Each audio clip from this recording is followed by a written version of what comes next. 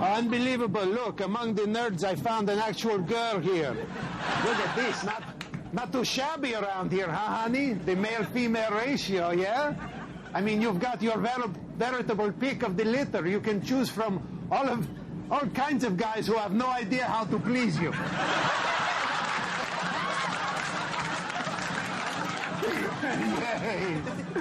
She said pretty much, yeah.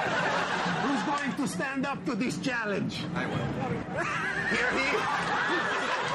Yeah, you're going to stand up to this? Yeah, right. And I'm stooping Lassie. It's a big commitment. All these guys standing in line here all this time waiting for the show. How do you explain this to your imaginary girlfriend?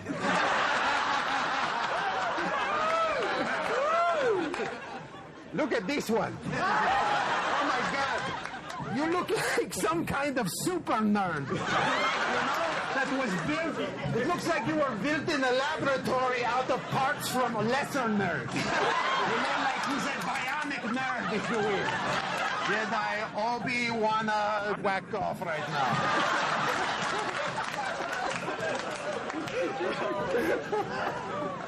I don't deal with lesser life forms. You don't deal with lesser life forms? You must be a lonely guy. I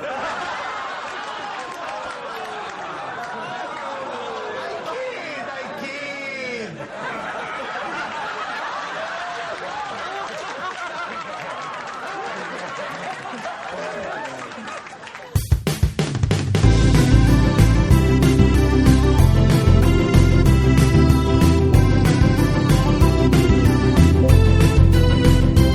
If your friends are nerdy and you are nerdy too, I want to talk to you. Friends talking nerdy. So next is Ubisoft. Nice. They started their conference with a weird dancing panda, and I was so confused as to what was happening. So it was like a bunch of music, and like dancers are dancing, and then I was just like, oh yeah, they have a Just Dance game. Yeah. So they started with their Just Dance game. I was super confused for like the first half, and then I was just like, oh yeah, So okay, cool. it wasn't the masturbating bear from the Conan show. No. And then I do want to talk about Beyond Good and Evil 2 because it looks super good. It looks really good if that's gameplay. Yes. I hope it's gameplay, but oh my god. I'm super excited because Joseph Gordon-Levitt appeared to present Hit Record. Yeah. But I love that. I'm going to be doing it. Really? So, yeah, I'm super excited. I really want to submit artwork because you can submit... I've already submitted artwork. Yeah, so you can submit, like, graffiti on there. You can submit, what was it? Let's see. They're, like, cut slides for Hit Record. They have, like, artists submit ideas. I submitted designs for puppets, which was super funny. You're going to have to show me. Yeah. But yeah, you could do sacred murals, anti-establishment art, hybrid mythology, and anti-hybrid propaganda. I'm going to be doing the anti-establishment art, and probably some like sacred murals. I'm like super pumped. Are you registered on the Hit Record website? Yeah. Yep. Oh my god. It's a really cool thing. I really like his whole just indie scene. He's been doing it for a long time.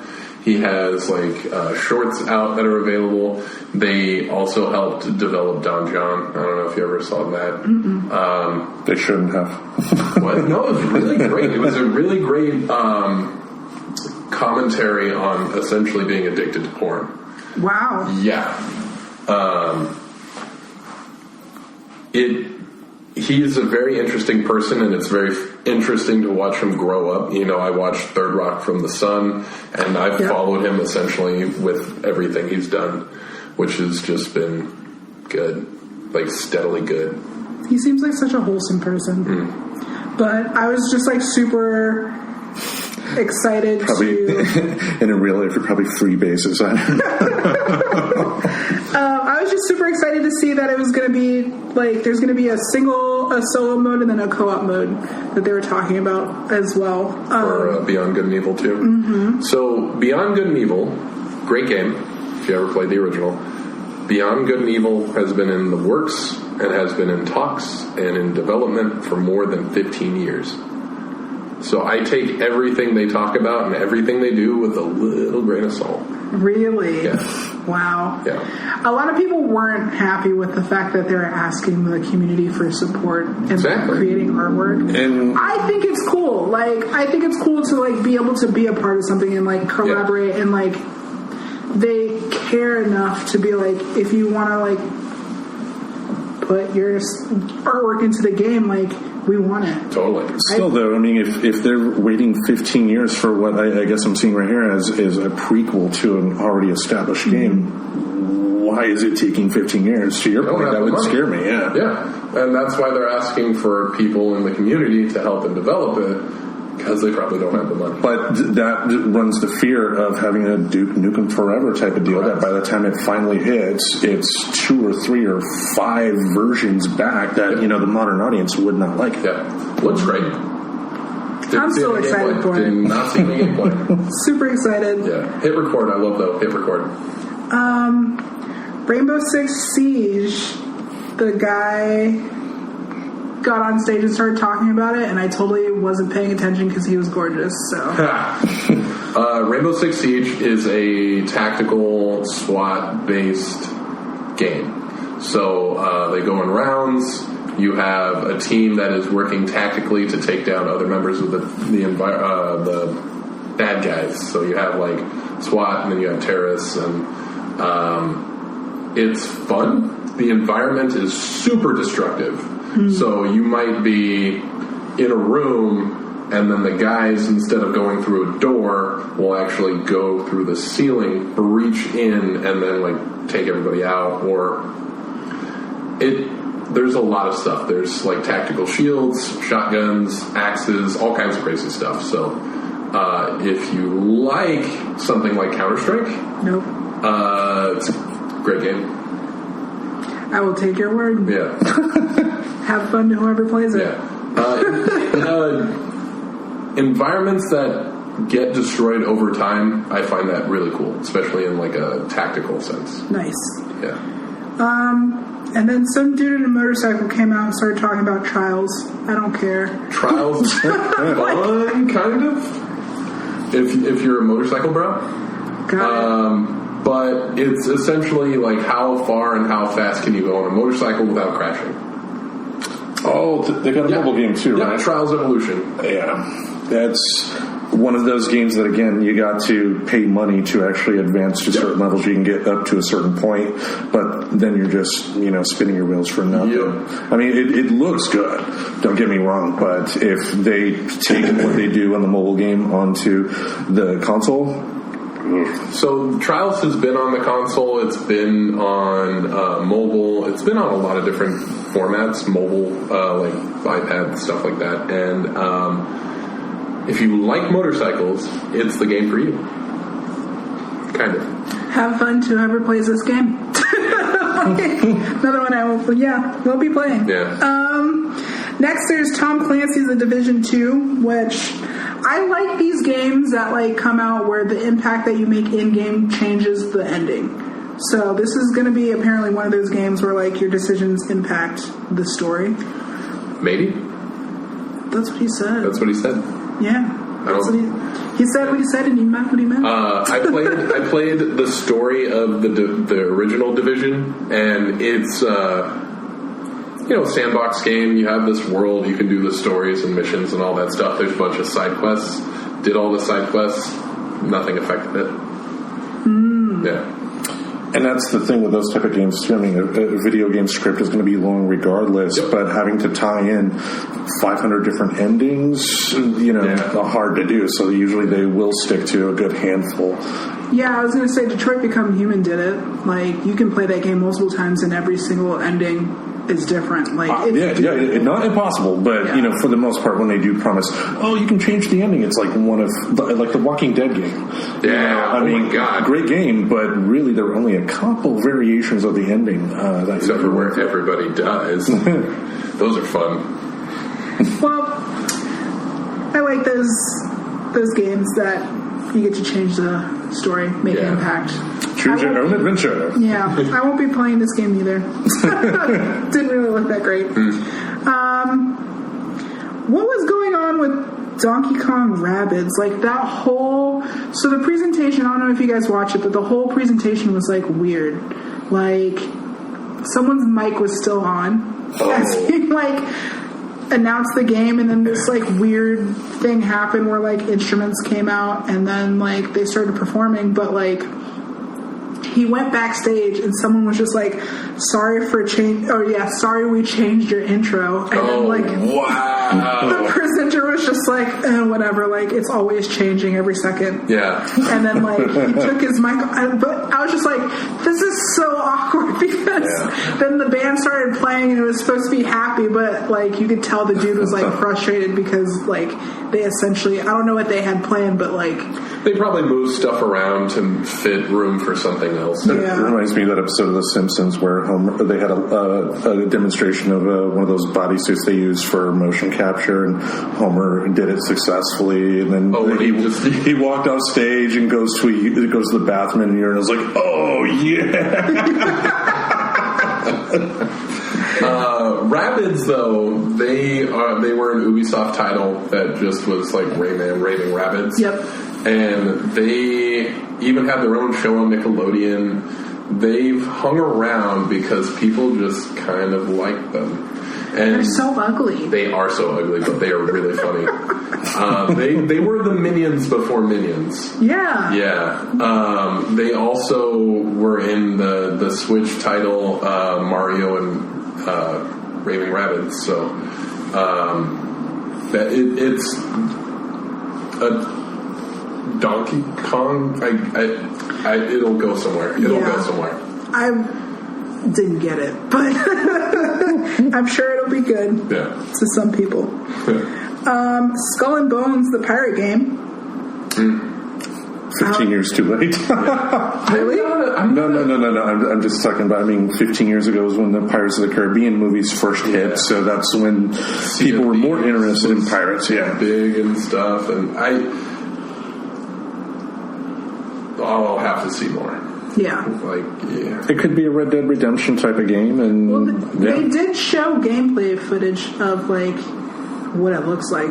It's not interesting to me. I'm really crappy at those like sea battle boat stuff. They found that you got scurvy. They had Assassin's Creed Black Flag, and they found people love that. And I played Assassin's Creed 3, and they were like, hey, you can have a ship. And I was like, I don't like the ship part. I like jumping around and stabbing people. And Same. And then there was this whole group of people that were like, everything about that game sucked except for the ship. And apparently there was a lot of people who liked it, and they were like, boom, I want to be a pirate. Damn you ship people. Pirates like for me. Just not up my alley. So then Elijah Wood came out. God. And I was just like, okay, this is weird. But he has a game. It's with his company Spectravision. They're creating a game called Transference, which is a psychological thriller that combines film with gaming, where you enter the mind of someone's consciousness and you have to try and escape. But the mind that you enter is... Elijah Wood, oh my God. Is it Elijah Wood? No. I thought it was the dude's daughter. So Xbox tried this, and it was the guy who played Iceman in the original X-Men movie. I forget his name. Oh, I know who you're talking about. Yeah, they did this like really high definition like gameplay. I remember that. And it just bombed. Yep. It focused around like time control and stuff like that, and what was really crazy was the game itself didn't have the content on the disc because the information was so high resolution that it had to be streamed in for each cutscene. Wow. But then you had these like crazy pixelated cutscenes, and you had issues with data not even loading, so you couldn't play the game. Well, do you think this one's going to be different because this one is going to be in VR? Yes. What's his name? Sean Ashmore. Sean Ashmore helped with this whole thing. So there's a lot of mocap, a lot of all this stuff, high definition, like image capture on their face. I forget the name of the game, and that's kind of like talking to the testament of this game. I like Elijah Wood. I'm really excited. I'd like to see this actually go somewhere, which is always great. So since VR is now a thing, do you think it's going to make much of a difference? Maybe. I feel like it's going to be scary, but VR is also like not fully polished. Yeah. Well, there's a lot of teams that are making game engines for VR. Yeah. There's a test game coming out called Book of the Dead. I think I told you about it. Did you watch the video on that? Did I? I don't know.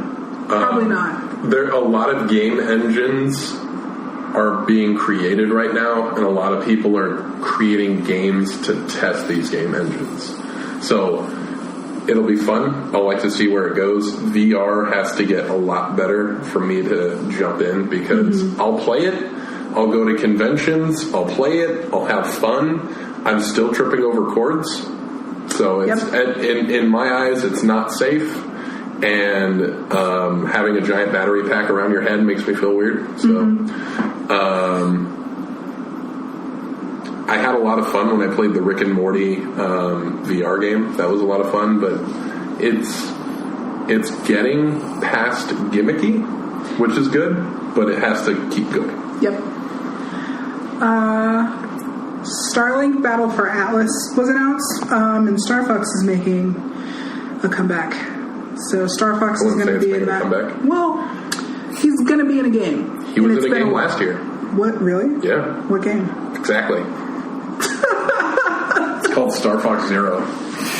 Well, everyone was making a big deal about it, so I was just like, oh, rated okay. 0. It looks like they're focusing on the fighter pilot aspect of it and not recreating old games. Yeah.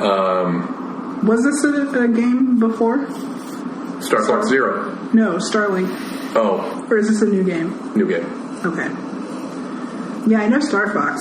Yeah. I thought it was cute to see Miyamoto with his little shirt in the audience. Miyamoto is one of my favorite developers / CEOs. He is so much fun, and he has a lot of inspiration from his childlike spirit. One of my favorite things is when they were demoing Zelda Breath of the Wild. Yeah. He didn't do anything. He just climbed trees. So he just was climbing trees. And they made that an aspect of the game. So he's so wholesome. 3 hours of climbing trees. It was the craziest thing. And they all had time to play with it. So they would work. They'd have an hour each day to play, which was so cool to think of. Yep. And it made that game way better. I really want that shirt. The one that he was wearing. Looks cool.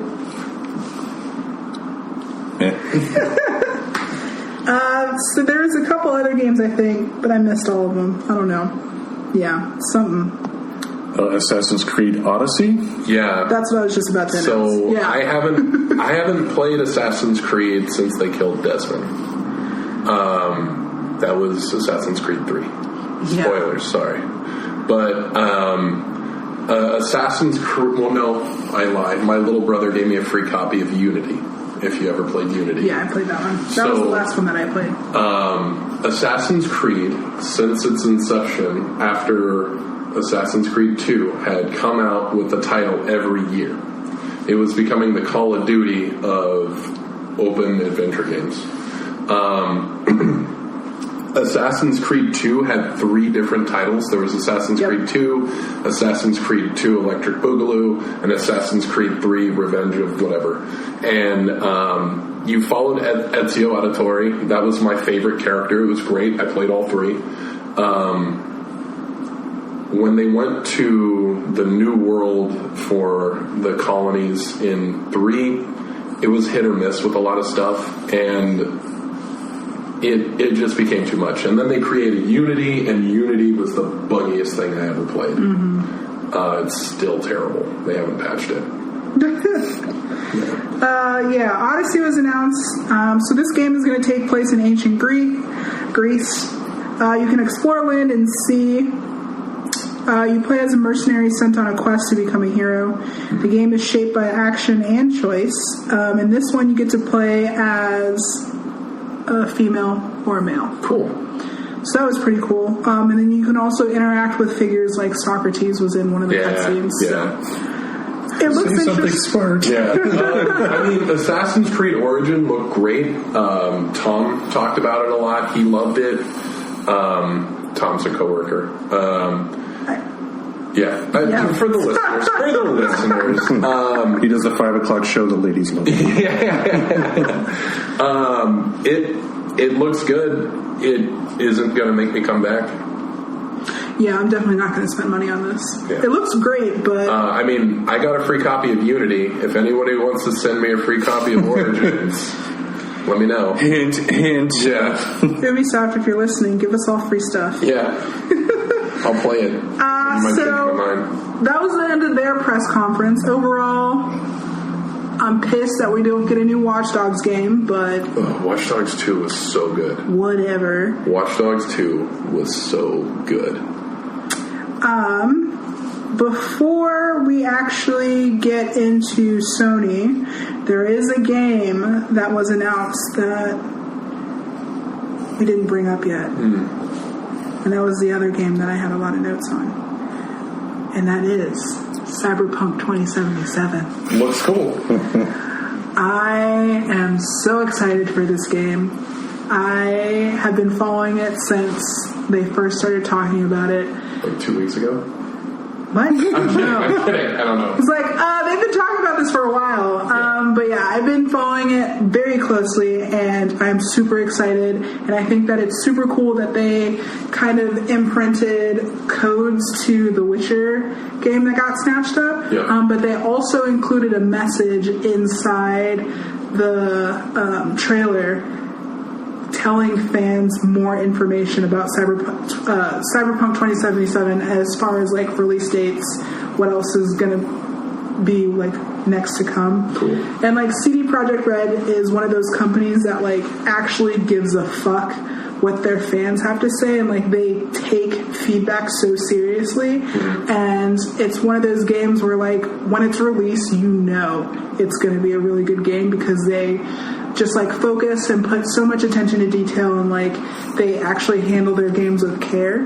So that's why I'm like super excited. Even just to see this trailer, I was just like super pumped because it looks not like your average Cyberpunk game. Most Cyberpunk games are like dark and depressing and very neon. Yeah, very like this game is very neon, very like vaporwave punk. Yeah. Like I'm super stoked, and this one you get to customize your character. So very excited. I'm always down for character customizing. I saw the words that I do not like, and it is rendered in game engine, not actual gameplay footage.